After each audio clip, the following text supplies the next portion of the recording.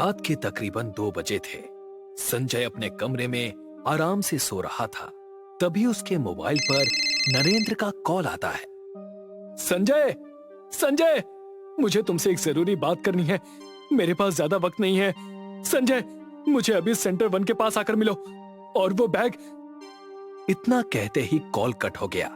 संजय को कुछ समझ में नहीं आ रहा था। उसने अपना मोबाइल लिया और सेंटर 1 के लिए निकल गया। संजय बहुत देर तक वहां नरेंद्र का इंतजार करता रहा। बहुत देर इंतजार करने के बाद नरेंद्र वहां नहीं आया। संजय ने कॉल ट्राई किया, पर फोन स्विच ऑफ आ रहा था। ये नरेंद्र भी ना खुद चैन से रहता है, ना मुझे रहने देता है।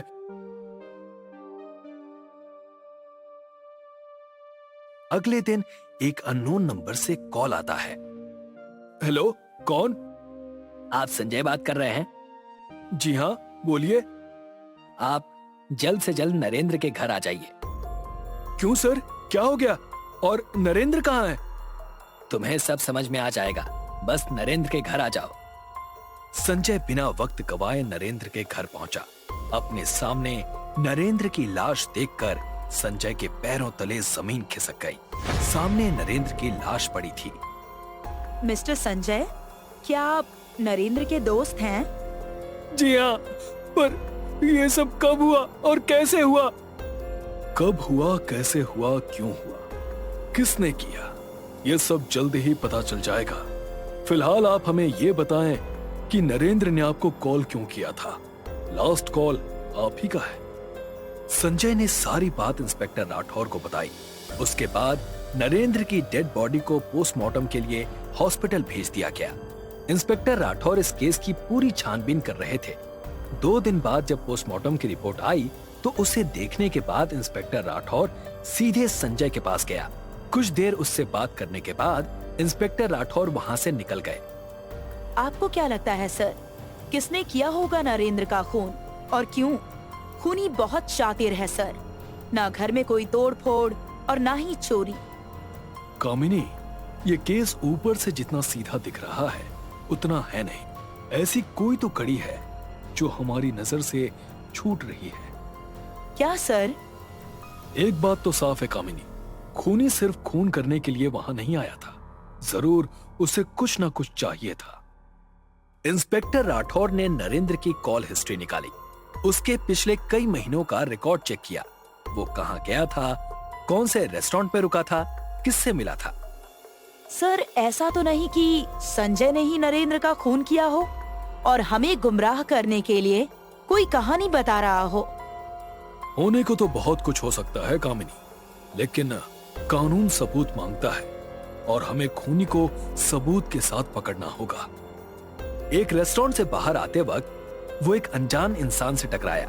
वो सॉरी बोलकर वहां से चला गया। इंस्पेक्टर राठौर के हाथ केस से जुड़ा कोई सबूत नहीं आ रहा था। कुछ दिन बाद कामिनी और इंस्पेक्टर राठौर नरेंद्र के घर गए। नरेंद्र के कमरे में दोनों जैसे ही गए तो संजय वहां पहले से ही मौजूद था। उन्हें वहां देख संजय घबरा गया। क्या बात है मिस्टर संजय, आप यहाँ क्या कर रहे हैं? लगता है हमसे ज्यादा तो आप इस केस में इंटरेस्टेड हैं।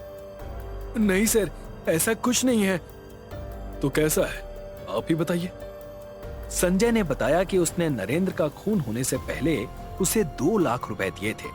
उसे लगा कि वो पैसे उसने घर में ही कहीं रखे होंगे, इसीलिए वो ढूंढने के लिए वहां आया था।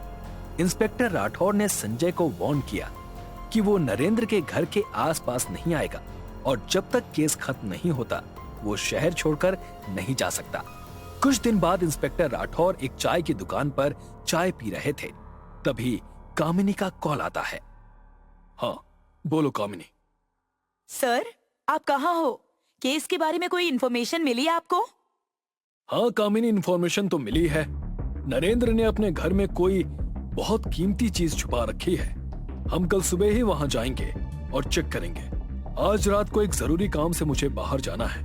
Okay Kamini. Okay sir. Inspector Rathore वहां से चले गए। उस रात को तकरीबन 1 बजे एक आदमी नरेंद्र के घर में घुसा।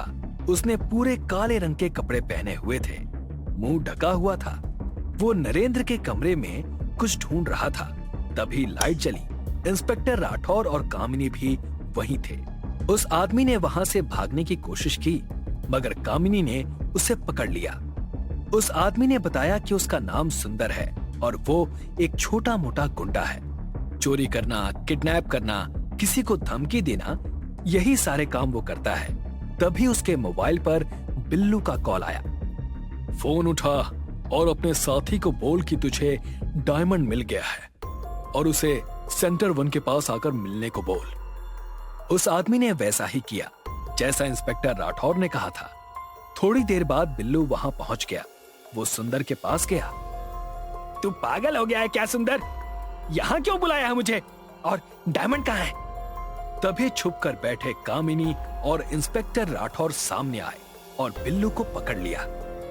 इतनी भी क्या जल्दी है बिल्लू साहब? अभी तो आपकी ससुराल में खातिरदारी बाकी है। अब चलें।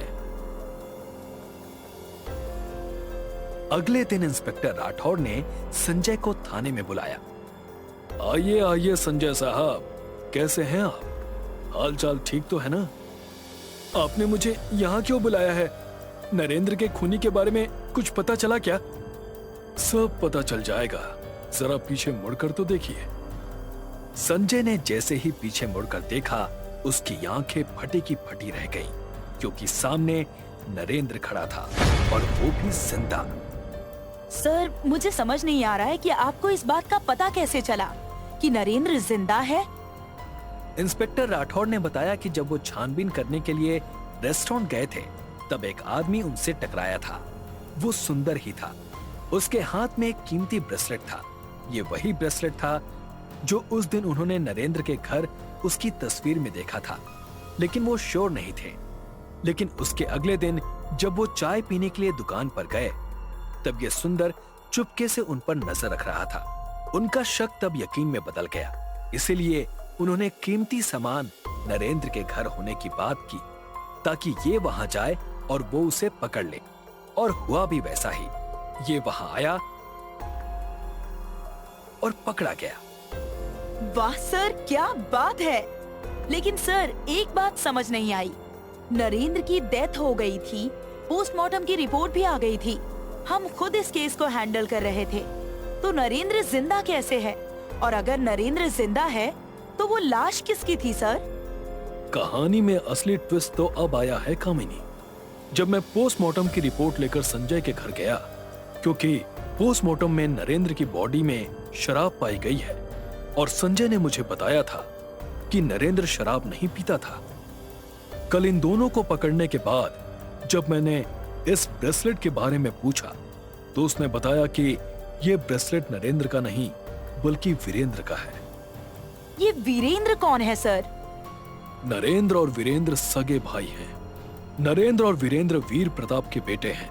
वीर प्रताप ने अपने दोनों बेटों को अपनी जायदाद बराबर बांट कर दी थी और दोनों को एक जैसा ब्रेसलेट भी दिया था। लेकिन जो डायमंड बहुत ज्यादा कीमती था, वो वाला ब्रेसलेट नरेंद्र को दिया था, क्योंकि वीरेंद्र को शराब पीने की आदत थी और इस बात से उसके पिता नाराज थे। अपने पिता की मौत के बाद वीरेंद्र हमेशा नरेंद्र को डायमंड को लेकर धमकाता। उस रात जब नरेंद्र ने संजय को कॉल किया, तब नरेंद्र डायमंड की जिम्मेदारी संजय को देना चाहता था, लेकिन उससे पहले ही वीरेंद्र इन दो गुंडों के साथ नरेंद्र के घर गया। नरेंद्र और वीरेंद्र के बीच वहां हाथापाई हुई। बिल्लू ने नरेंद्र के सिर पर वार करना चाहा, लेकिन गलती से वीरेंद्र को चोट आई। सर से ज्यादा खून बहने के कारण वीरेंद्र की मौत हो गई। नरेंद्र को किडनैप करके रखा। जब वीरेंद्र की मौत हो गई, तो बिल्लू ने उसके हाथ से ब्रेसलेट चुरा लिया और यहीं उसने गलती कर दी। वाह सर, क्या बात है। आपने तो घास में सुई ढूंढने के बराबर अपने खूनी को पकड़ा है। आपका जवाब नहीं सर, कमाल कर दिया। अपना तो बस ऐसा ही है। पापा, आपके अकाउंट्स में 2 लाख रुपए कम है। आपने किसी को दिए हैं क्या? ऐसा कैसे हो सकता है? मैंने तो कोई अमाउंट ट्रांसफर ही नहीं किया। अरे मैंने पूरे पीएफ के पैसे निकिता की शादी के लिए रखे थे बेटा। अरे अब क्या होगा? ऐसा कैसे हो सकता है? आपने यदि किसी को दिए नहीं है तो पैसे कहाँ गए? कहीं हमारे साथ कोई फ्रॉड तो नहीं हो गया? मैं अभी बैंक जाकर पता लगाता हूँ। मैनेजर साहब, मैं सच कह रहा हूँ, आप मेरा यकीन कीजिए, हमने किसी को भी 2 लाख रुपए नहीं दिए हैं, फिर भी हमारे अकाउंट से पैसे कैसे चले गए? सर आप परेशान मत होइए, मैं अभी आपका अकाउंट चेक करवाता हूँ, सारी बातें पता चल जाएंगी। आइए आइए बैठिए। बैंक मैनेजर अपने लैपटॉप पर अकाउंट नंबर डालकर डिटेल चेक करने लगा। कुछ देर वो ध्यान से लैपटॉप पर देखता है, फिर लैपटॉप ऋतिक की ओर घुमाकर बोला, सर देखिए, आपने 4 बार में 2 लाख रुपए ऑनलाइन ट्रांसफर किए। पहले 35,000, फिर 55,000, फिर एक बार 45,000 और फिर ये देखिए आखिरी में 65,000 रुपए। ये देखिए पूरी डिटेल, डेट और टाइम दोनों ही मेंशन है। मैनेजर के लैपटॉप में पूरी डिटेल देखकर ऋतिक का सर घूम गया। आहा, मैं क्या, आपकी बात सही है, मगर मेरे पापा का अकाउंट किसी भी मोबाइल नंबर से लिंक ही नहीं है, तो ऑनलाइन पेमेंट हो कैसे गई? ऐसा कैसे हो सकता है? इस अकाउंट में तो मोबाइल नंबर लिंक है सर, ये रहा। मैनेजर के कहने पर ऋतिक ने मोबाइल नंबर देखा तो हैरानी से बोला, सर ये नंबर किसका है? मुझे नहीं पता। वैसे ये नंबर हमारे अकाउंट से कैसे लिंक हुआ? ऋतिक की बात सुनकर मैनेजर भी चकरा गया और बोला, सर लगता है आपके साथ साइबर क्राइम हुआ है, आपको पुलिस के पास जाना होगा। मैनेजर के कहने पर ऋतिक तुरंत पुलिस स्टेशन पहुंचा। सर अब आप ही हमें बचा सकते हैं, प्लीज, मेरी बहन की शादी है और हमारे सारे पैसे लूट लिए गए हैं, कुछ कीजिए सर, कुछ कीजिए। अरे अरे अरे अरे अरे, जरा शांति से बैठो, बैठो बैठो, ये लो पानी पियो, अब पूरी बात आराम से बताओ, क्या होगी बताओ। इंस्पेक्टर राठौर के समझाने पर ऋतिक कुछ देर खामोशी से बैठ जाता है और फिर उसके बाद ऋतिक ने उन्हें सारी बातें अच्छे से बताई। गजब चालबाजी है भाई, पहली बार सुनने में आ रहा है कि मोबाइल नंबर लिंक नहीं है और उसके बावजूद भी पैसा अकाउंट से गायब हो गया। वाह, क्या तेज लोग हैं यार। तो भैया ऐसा है कि ये मामला साइबर क्राइम का नहीं बल्कि क्राइम का है। आप एक काम करिए, मुझे वो नंबर दीजिए जो आपके अकाउंट से लिंक हो गया है, अब यही नंबर इस पूरे खेल से पर्दा उठाएगा। इंस्पेक्टर राठौर के मांगने पर ऋतिक ने वो नंबर इंस्पेक्टर राठौर को दे दिया। इंस्पेक्टर राठौर ने कामिनी जी की ओर देखकर वो नंबर उनकी ओर बढ़ा दिया। कामिनी जी ने तुरंत वो नंबर लिया और टेलीकॉम डिपार्टमेंट से उस नंबर के ओनर का पता किया। नंबर एक सब्जी वाले का निकला। राठौर कामिनी जी के साथ तुरंत सब्जी वाले के पास पूछताछ के लिए पहुंच गए। हाँ सब्जी वाले भैया, हाँ भाई साहब, महाराज जरा ये नंबर बा तो देखो, ये तुम्हारा है का? है कैसन बात कर रहे हैं बाबूजी, रोड पर सब्जी बेचता हूँ, 2 वक्त का खाना ठीक तरह से नसीब हो ही जाए, वो है हमारे लिए बड़ी बात है। अरे ना हमारे पास कोनो फोन है और ना ही कोई नंबर, अरे ये सब तो अमीरन का चोचला है बाबूजी, हम कहाँ। इंस्पेक्टर राठौर को उसकी बात पर यकीन नहीं हुआ, इसीलिए इंस्पेक्टर राठौर ने अपने 2 आदमियों को सब्जी वाले के पीछे लगा दिया। उन लोगों ने भी आकर बताया कि वो तो बहुत ही गरीब इंसान है, सब्जी वाला अपनी जरूरतें भी पूरी नहीं कर पा रहा है। अब इंस्पेक्टर राठौर सोच में पड़ गए क्योंकि ये क्राइम बहुत सोच समझ कर किया गया था। तो कामिनी जी अब सीधा मैनेजर साहब को बुलवाइए आप, अब तो उनसे ही पूछताछ करनी होगी, बुलवाइए। इंस्पेक्टर राठौर के बुलाने पर मैनेजर वहां पर आ गए। बताइए सर, मैं आपकी क्या मदद कर सकता हूँ? देखिए आपके बैंक के खिलाफ एक FIR दर्ज हुई है, तो उसी सिलसिले में आपको यहाँ बुलाया है। मुद्दा ये है साहब, अब इस पूरे कांड में आपके बैंक का अंदर वाला भी कोई शामिल है। क्योंकि अकाउंट किसी और का, मोबाइल नंबर किसी और का, लिंक कैसे हो गया मैनेजर साहब? हैं? कैसे हो गई इतनी बड़ी लापरवाही? अब सर मैं मानता हूँ कि हमारे स्टाफ से गलती हो गई, मगर प्लीज सर इस बात को यहीं दबा दीजिए, और वरना हमारे बैंक की बहुत बदनामी हो जाएगी। आपके बैंक की बदनामी किसी के जीवन भर की जमा पूंजी से ज्यादा बढ़कर नहीं है मैनेजर साहब। आप जल्दी अपने बैंक का इंटरनल ऑडिट कीजिए और ऐसे छोटे मोटे खातों में लिंक्ड नंबर की पूरी तरह से जांच कीजिए। आशा है आप हमारी जांच में पूरा सहयोग देंगे ना? सर हम लोग जनता की सेवा के लिए ही हैं, आपकी मदद करके हमें खुशी होगी। इसी खुशी में एक और बात सुनिए, आपकी टीम के साथ हमारी टीम लीडर कामिनी जी भी आपके साथ रहेंगी, है ना? कामिनी जी, बैंक मैनेजर और एक CA मिलकर बैंक का इंटरनल ऑडिट कर रहे थे। तभी एक व्यक्ति उनसे मिलने आया और उसने भी अपने अकाउंट से 1.5 लाख रुपए गायब होने की शिकायत दर्ज कराई। मैनेजर ने तुरंत उसका अकाउंट चेक किया और अकाउंट से लिंक मोबाइल नंबर उस व्यक्ति को बताया, तो उस व्यक्ति ने भी साफ मना कर दिया कि ये नंबर उसका नहीं है। अब मैनेजर भी परेशान हो गया था क्योंकि ये उसके बैंक का दूसरा केस सामने आया था जिसमें एक और अकाउंट होल्डर के साथ सेम फ्रॉड हुआ। उन्होंने तुरंत इंस्पेक्टर राठौड़ को इस बारे में बताया। वो नंबर चेक किया गया तो वो नंबर बैंक के प्यून के नाम से रजिस्टर था। इंस्पेक्टर राठौड़ और मैनेजर ने जब बैंक के प्यून को बुलाकर पूछताछ की तो वो नंबर उसका नहीं था। इंस्पेक्टर राठौड़ और मैनेजर दोनों हैरान परेशान होकर एक दूसरे की ओर देख रहे थे। अब तो ये बात साफ है कि इसमें बैंक का कोई बड़ा अधिकारी मिला हुआ है। क्यों मैनेजर साहब, कहीं आप तो इन सब में शामिल नहीं है? सर, ये आप कैसी बातें कर रहे हैं? मुझे तो इस बारे में कुछ पता ही नहीं है। वाह मैनेजर साहब वाह, आपके नाक के नीचे इतना बड़ा स्कैम हो गया और आपको कुछ पता ही नहीं है। सुनिए, अब तुरंत आपके सारे बैंक अकाउंट से लिंक नंबर की जांच करिए। वो उसके ओनर के हैं या नहीं है पता करिए आप, और जो मोबाइल नंबर उसके ओनर के नहीं है उस अकाउंट को कुछ समय के लिए सीज कर दीजिए। और कामिनी जी, आप एक लिस्ट बनाइए जिनके भी अकाउंट से इस 1 साल में पैसे निकाले गए हैं, किस अकाउंट में गए हैं और कहां से ट्रांसफर हुए हैं, सबकी लिस्ट बनाइए।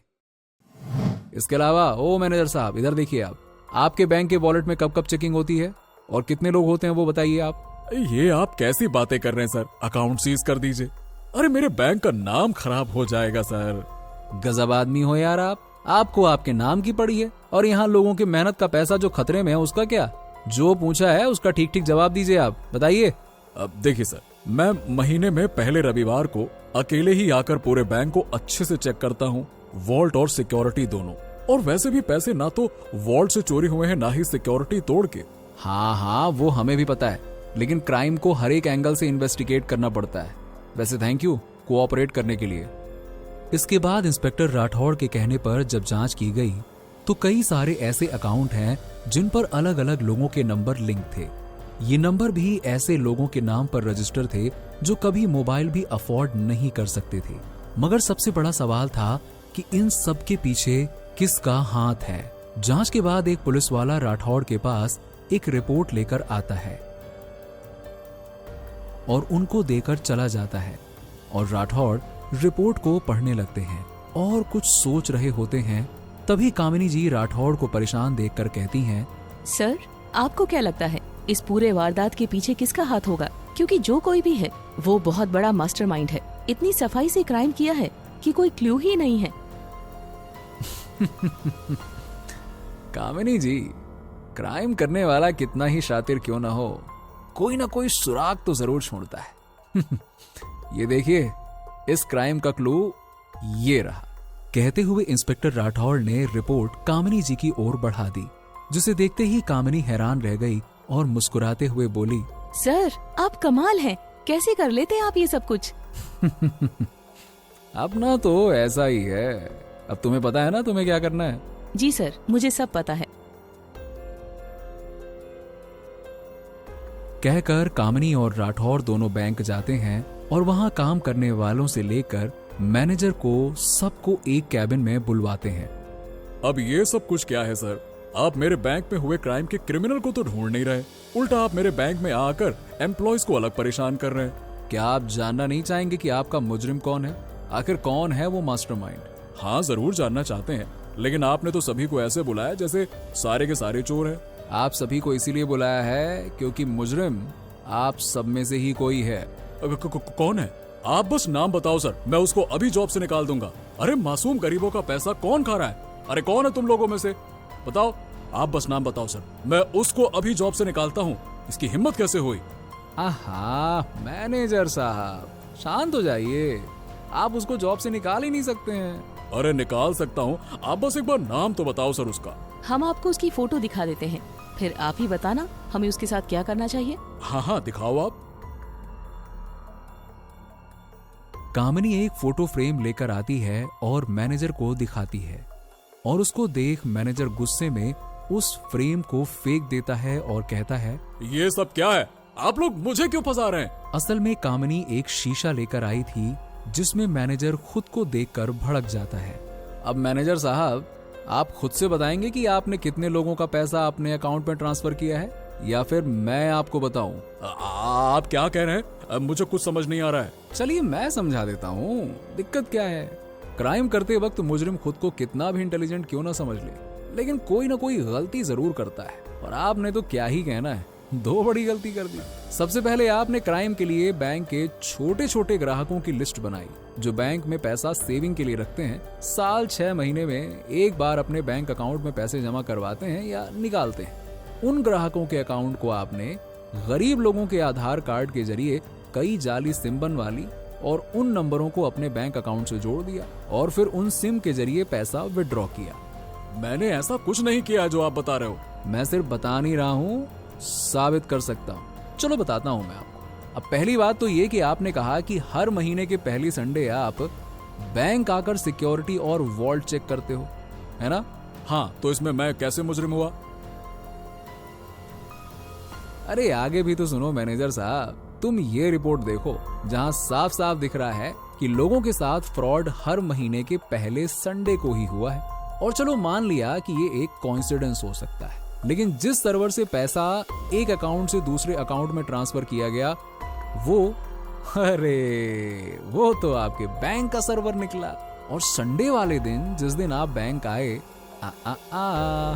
उस दिन तो कोई और बैंक आया ही नहीं होगा, तो आपके अलावा सर्वर और कौन इस्तेमाल करेगा? और दूसरी गलती ये कि आपने जो पेमेंट गरीबों के अकाउंट से चोरी की वो आपने क्या दिमाग लगाया, अपने ही दूसरे अकाउंट में ट्रांसफर कर लिया और उसकी डिटेल्स भी इसी रिपोर्ट में है। वाह, गजब दिमाग लगाया। मेरा काम अच्छा खासा चल रहा था, अगर तुम इस मामले में नहीं आते तो। जितनी सफाई से आपने क्राइम किया था उसे देखकर लगा नहीं था कि आप इतनी आसानी से पकड़ में आओगे, मगर आपकी एक गलती ने आपको फंसा दिया मैनेजर साहब, हैं? कहते हुए इंस्पेक्टर राठौड़ हंस रहे थे और दूसरा पुलिस वाला मैनेजर को पकड़ लेता है। सर, आप कमाल है, इतने छोटे से लूप होल से आपने क्रिमिनल को पकड़ लिया। अपना तो ऐसा ही है कामिनी जी। पुलिस स्टेशन में सुबह सुबह फोन की घंटी बजने लगी तो इंस्पेक्टर राठौड़ गुस्से में बोले, कोई है कि नहीं? फोन तो उठाओ। Yes sir.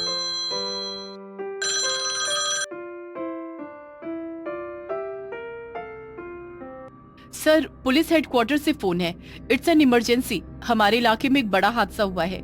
बिजनेस टाइकून ऋषि मल्होत्रा के घर पर आग लग गई, जिसमें उनकी माँ, दादाजी और मैनेजर की मौत हो गई है। चलो तुरंत एक्सीडेंट स्पॉट पर चलो। इंस्पेक्टर राठौड़ और कामिनी दोनों एक्सीडेंट स्पॉट पर पहुंचे तो वहां पर पहले से ही काफी भीड़ जमा थी। कई सारे रिपोर्टर खड़े थे। सर, आपको क्या लगता है, यह हादसा है या कोई साजिश? हमें अभी इन्वेस्टिगेशन तो करने दीजिए, फिर बताते हैं यह हादसा है या साजिश। इंस्पेक्टर राठौड़ घर के अंदर पहुंचे तो वहां पर सबसे पहले बड़े से हॉल में जले हुए 2 कंकाल थे जो आग के कारण केवल हड्डियों का ढांचा बनकर रह गए थे। दूसरे कमरे में 2 और हड्डियों के ढांचे और आसपास ढेर सारी राख रखी हुई थी। इन कंकाल को देखकर यह समझ में नहीं आ रहा है कि कौन सा किसका है। घर के बाहर और भीतर लगे हुए सीसीटीवी कैमरे की फुटेज चेक करो, शायद कोई क्लू मिल जाए। इंस्पेक्टर राठौड़ कामिनी से बात कर ही रहे थे कि तभी बाहर कुत्तों के तेज भौंकने की आवाज आने लगी। इस घर में कुत्ते भी हैं। कहा जाता है कोई बाहर का व्यक्ति घर में आए तो जानवरों को खबर लग जाती है। यदि ये साजिश थी तो कोई सचेत क्यों नहीं हुआ, या ये केवल एक हादसा था जो मानवीय भूल या किसी और कारण से हुआ हो। तभी वहां हवलदार आ जाता है। सर, पूरा सीसीटीवी फुटेज चेक कर लिया, कुछ भी हासिल नहीं हुआ। ना कोई घर से बाहर निकला और ना कोई घर के भीतर आया। मुझे तो लगता है शॉर्ट सर्किट के कारण हादसा हुआ होगा। बरखुरदार, इतनी जल्दी किसी नतीजे पर मत पहुंचो। सारी लाशों को, इन कंकालों को पोस्टमार्टम के लिए भेजो। बोलते हुए इंस्पेक्टर राठौड़ को जमीन पर कुछ चिपचिपा पदार्थ नजर आया। उन्होंने उसे अपने हाथों में लेकर सूंघा तो मुस्कुराते हुए बोले, बरखुरदार, मैंने कहा था ना किसी नतीजे पर मत पहुंचो। यह हादसा नहीं बल्कि सोची समझी साजिश है। सर, आपको कैसे पता? ये देखिए, यहाँ पर शराब फैली हुई है और शराब पेट्रोल की तरह तुरंत आग पकड़ती है।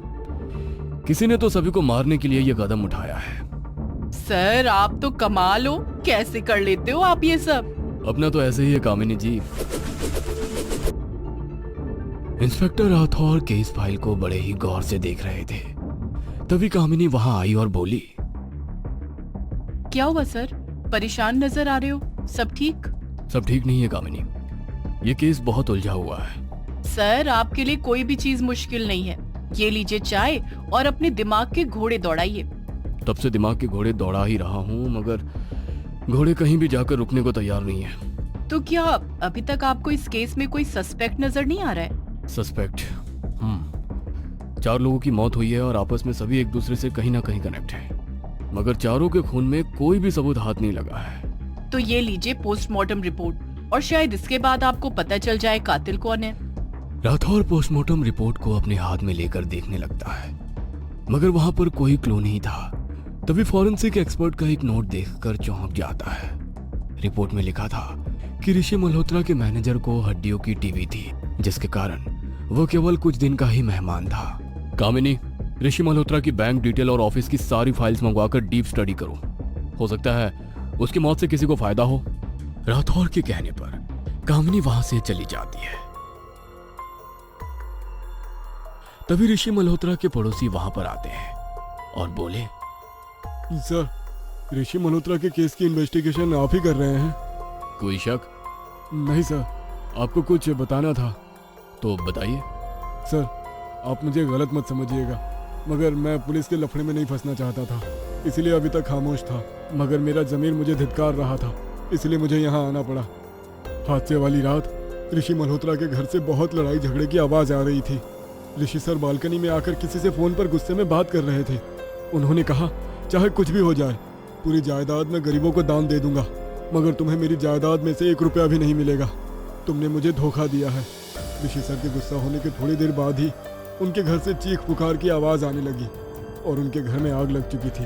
सर, मुझे लगता है कहीं उनकी जायदाद के लिए तो उनकी हत्या नहीं की गई। आपके हिसाब से मल्होत्रा सर किसी से फोन पर बात कर रहे थे, मगर उनकी कॉल रिकॉर्ड के हिसाब से तो रात के 9 बजे के बाद उन्होंने किसी को फोन नहीं लगाया। मैं सच कह रहा हूँ सर, मैंने उन्हें बात करते हुए सुना था और पूरी बात मुझे इसलिए पता है क्योंकि उन्होंने बालकनी में आकर तेज आवाज में बात की थी। जी धन्यवाद, आपने पुलिस की मदद करने के बारे में सोचा। मैं वहां पर मौजूद दूसरे लोगों की कॉल रिकॉर्ड को चेक करता हूँ। पड़ोसी के जाने के बाद इंस्पेक्टर कामिनी जी को बुलाकर मरे हुए सारे लोगों की कॉल डिटेल चेक करने को बोलते हैं। सर वो हमने सभी की कॉल डिटेल चेक की थी, किसी के भी मोबाइल पर कोई शाम 6 बजे के बाद कॉल नहीं था और ना ही कोई ऐसी बातचीत या अननोन नंबर से कॉल हो जिस पर शक हो। मगर एक बात अजीब है, उस समय वहाँ पर 5 मोबाइल ट्रेस हो रहे थे। एक मोबाइल का कोई भी सिम या इंस्ट्रूमेंट नहीं मिला और उस हादसे के बाद से वो फोन बंद है। ऐसे कैसे हो सकता है? अभी पड़ोसी ने आकर कहा कि मिस्टर मल्होत्रा किसी से फोन पर बात कर रहे थे। कामिनी जी, कुछ तो मिसिंग है जो हमारी नजरों से दूर है। मल्होत्रा के मरने का सबसे ज्यादा फायदा किसे होता? मल्होत्रा सर की खुद की कोई औलाद नहीं थी। कुछ समय पहले बीवी भी कैंसर से मर चुकी है। उनके बाद पूरी जायदाद का कोई भी वारिस नहीं है। पर एक बात बहुत अजीब है कि सर के बैंक अकाउंट से हर महीने 1 लाख रुपए किसी अकाउंट में ट्रांसफर होते हैं जो किसका है वो ऑफिस में किसी को भी नहीं पता। उस अकाउंट की पूरी डिटेल निकालो। जी सर, मैंने पता किया, वो अकाउंट मिस्टर मल्होत्रा के मैनेजर का है। उनके अकाउंट की छानबीन की तो ये रकम ऐसे के ऐसे ही उनकी बहन के अकाउंट में ट्रांसफर हो जाती है। मैनेजर के अकाउंट में तो सैलरी ट्रांसफर की जाती है, फिर 1 लाख का क्या माजरा है? और ये मैनेजर रकम अपनी बहन के अकाउंट में क्यों ट्रांसफर कर देता है? ये मैनेजर के घर पर कौन कौन है पता करो, हमें कातिल का सुराग उन्हीं के घर से मिलेगा। शायद मुझे समझ में आ गया है कातिल कौन है। जो कोई भी मिले उसे लेकर यहाँ आ जाओ। जी सर। इंस्पेक्टर राठौर के कहने पर कामिनी जी हवलदार के साथ जाकर मिस्टर मल्होत्रा के मैनेजर की बहन और बेटे को गिरफ्तार कर पुलिस स्टेशन ले आई। आइए मिस शेना, मल्होत्रा से आपका क्या रिश्ता था? मल्होत्रा से मेरा रिश्ता? मल्होत्रा से मेरा कोई रिश्ता नहीं था। वो तो मेरे भाई के बॉस थे बस। बस? इससे ज्यादा कुछ नहीं? नहीं, और कुछ नहीं। फिर आपके अकाउंट में 1 लाख क्यों ट्रांसफर होते थे? कौन से 1 लाख रुपए? वो तो मेरे भैया देते थे मुझे खर्चे के लिए। कामिनी जी, उन्हें जरा पुलिस के डंडे का जोर बताइए ताकि ये सब सच बोले। कामिनी जी जैसे ही उन लोगों को डराने के लिए डंडा उठाती है, डर के मारे शीना सब सच सच बोलने लगती है। मिस्टर मल्होत्रा की कोई संतान नहीं थी, इसीलिए वो हमेशा परेशान रहते थे। एक बार वो मेरे भाई से इस बारे में बात कर रहे थे, तभी मेरी माँ की नानी में कपट आ गया और उन्होंने उनके खाने में नींद की दवाई मिला दी। श्री मल्होत्रा तो होश में ही नहीं थे। हम लोगों ने मिलकर उनके कपड़े उतारे और उन्हें मेरे कमरे में सुला दिया। सुबह जब उनकी नींद खुली तो मेरी माँ ने बहुत हंगामा किया और मिस्टर मल्होत्रा शर्म के कारण पानी पानी हो गए। उन्होंने मेरी माँ से हमेशा मेरी देखभाल करने का प्रॉमिस किया। उस वक्त मेरी भाभी प्रेग्नेंट थी। उन्होंने बेटे को जन्म दिया, जिससे मेरी माँ ने उनका बेटा कहकर उसकी परवरिश के लिए पैसे मांगने लगी। मिसेस मल्होत्रा की मौत के बाद मेरा भाई चाहता था कि मैं उसके बेटे को लेकर मिस्टर मल्होत्रा के घर में रहने लग जाऊं ताकि उनकी पूरी प्रॉपर्टी हमें मिल जाए, मगर मैं इस बात पर राजी नहीं थी। इसलिए धोखे से उन्होंने मिस्टर मल्होत्रा से सारी प्रॉपर्टी अपने बेटे के नाम पर करवा दी और उस रात वो ऑफिस से ही उनके साथ उनके घर चले गए थे। डॉक्टर के हिसाब से भाई की बीमारी बहुत बढ़ चुकी थी और वो केवल 1 महीना ही जिंदा रह सकते थे। इसीलिए उन्होंने सोचा मेरा मरना तय है तो क्यों ना अपने साथ सबको लेकर मर जाऊं। उन्होंने ही उस अग्निकांड को अंजाम दिया और बाकी की कहानी आपको पता है। वाह मिस सिन्हा, आपने प्लान तो सब कुछ बहुत अच्छे से किया था, मगर कहते हैं ना, सच्चाई सबके सामने आकर रहती है। सर कैसे कर लेते हैं आप ये सब? आप कमाल हो। अपना तो ऐसे ही है।